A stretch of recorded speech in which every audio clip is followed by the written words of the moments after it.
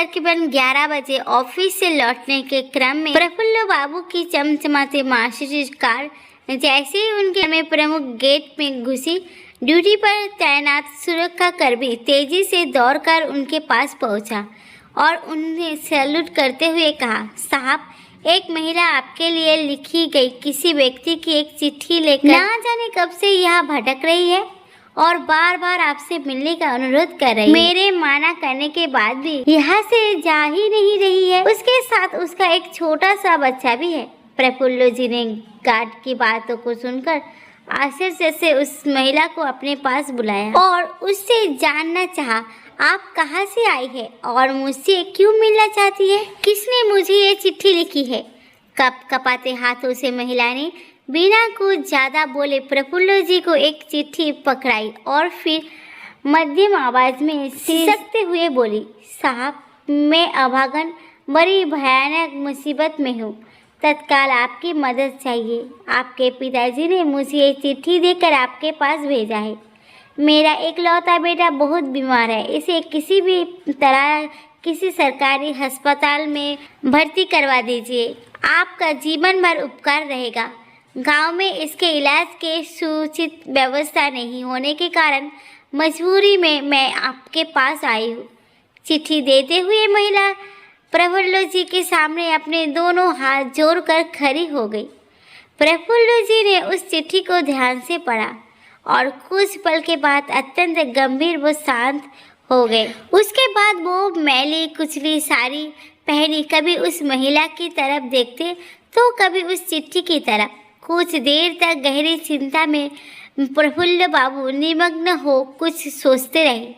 दरअसल उस चिट्ठी के साथ साथ वो महिला अपने गंभीर रूप से बीमार बच्चे को लेकर उनके पास इलाज हेतु मदद के लिए अपने गांव से शहर पहुंची थी। प्रफुल्ल जी ने उसी क्षण अपने सुरक्षा कर्मी को बुलाकर उस महिला और उसके बीमार बच्चे के लिए गेस्ट हाउस रूम में रहने का प्रबंध करवाया और फिर वही कुछ देर बाद दोनों के लिए भोजन की व्यवस्था की।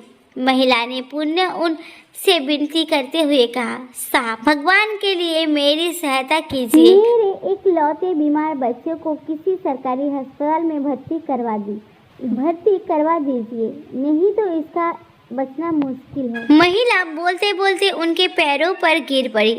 अरे माताजी, ऐसा मत कीजिए, आप मेरी माँ समान हैं। आप चिंता मत कीजिए, सब ठीक हो जाएगा। प्रफुल्ल बाबू ने उसका धैर्य बढ़ाया। इतने में रात के सन्नाटे के चिरती हॉर्न बजाती हुई एक दूसरी गाड़ी तेजी से घर के अंदर घुसी और कुछ पल बाद ही एक डॉक्टर वहां उपस्थित हुए। आइए डॉक्टर साहब, ये बच्चा बीमार है, इसको जरा पूरी गंभीरता से देखकर इसकी चिकित्सा शुरू कीजिए, प्रफुल्ल जी ने कहा। डॉक्टर बाबू ने बिना कोई समय गवाए लगभग 20 मिनट तक उस बच्चे का गहन निरीक्षण किया और फिर कुछ जांच करवाने के साथ साथ कुछ दवाइयों की पर्ची भी वहां खड़े प्रफुल्ल बाबू के हाथों में पकड़ा दी। ये कुछ दवाइयाँ और इंजेक्शन मेडिकल स्टोर से तत्काल मंगा लीजिए। मरीज को अभी देने हैं और मैं अपने साथ जांच के लिए इस बच्चे का रक्त नमूना लेकर जा रहा हूँ। जांच की रिपोर्ट लेकर कल फिर आऊँगा, डॉक्टर ने प्रफुल्ल बाबू से कहा और फिर वहां से निकल गए। प्रफुल्ल बाबू ने डॉक्टर की पर्ची और कुछ पैसे अपना ड्राइवर को पकड़ाते हुए उसे तुरंत सारी दवाइयाँ लाने का निर्देश दिया और फिर अपने घर के अंदर जाने के लिए वहां से गलियारे की ओर मुड़े। साहब, बस आप मेरे बच्चे को किसी सरकारी अस्पताल में भर्ती करा दें। मैं गरीब कहाँ से दे पाऊंगी इलाज के इतने पैसे। मेरे पास तो रहने खाने तक के पैसे नहीं है। महिला गिड़गिड़ाई। माताजी, अब आप निश्चित रहे और जाकर आराम करें, रात बहुत हो चुकी है। इतना कहकर प्रफुल्ल बाबू वहां से निकल अपने घर के अंदर प्रवेश कर गए। सुबह डॉक्टर बाबू बच्चे की तमाम रिपोर्ट के साथ फिर आ गए और उसे 1-2 इंजेक्शन तथा कुछ दवाइयाँ दी। अपने ऑफिस जाने से ठीक पहले प्रफुल्ल बाबू ने भी बीमार बच्चों के साथ साथ उस महिला के लिए अच्छी तरह से खाने पीने की व्यवस्था कर दी और सबको उन दोनों का ध्यान रखने के लिए निर्देश कर वहां से चले गए। डॉक्टर बाबू अब नियमित रूप से आकर उस बीमार बच्चे की जांच करते और साथ ही सही ढंग से उसकी चिकित्सा भी करती। लगभग 1 महीने के बाद जब बच्चा पूरी तरह से स्वस्थ हो गया तो महिला प्रफुल्ल बाबू के सामने जाकर बोली, साहब मेरा बच्चा बिल्कुल ठीक हो चुका है। हम अब वापस अपने गांव जाना चाहते हैं। आपने जो मेरे लिए किया उसके लिए मैं जीवन भर आपका और आपके पिता कृष्णकांत जी का उपकार कभी नहीं भूलूंगी। जब महिला अपने बच्चे के साथ वहां से विदा होने लगी तो प्रफुल्ल बाबू ने कुछ रुपए के साथ दोनों के नए कपड़े और 2 जोड़ी नए चप्पल उपहार स्वरूप दी और साथ ही उसे एक चिट्ठी भी देते हुए कहा कि इसे उन पिताजी को दे दीजिएगा जिन्होंने आपको यहाँ भेजा था।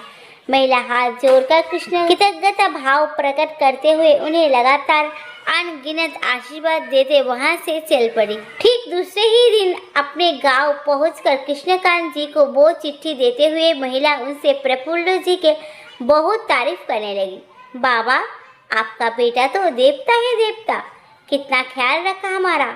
ऐसा बेटा किस्मत वाले को ही नसीब होता है। ऊपर वाला उन्हें और उनके समूचे परिवार को हमें सुखी रखे। कृष्णकांत जी उस चिट्ठी को पढ़कर ठग से रह गए।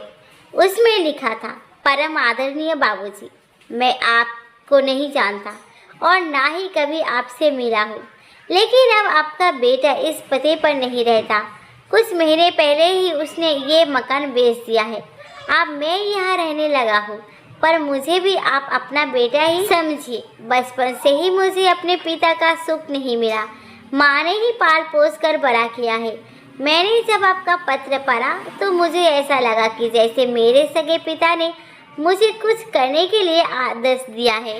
आप कृपया इन माताजी से कुछ मत कहिएगा। आपकी वजह से मुझे इन माताजी के द्वारा जितना आशीर्वाद और जितनी शुभकामनाएं मिली है उस उपकार के लिए मैं आपका आभारी और ऋणी रहूँगा।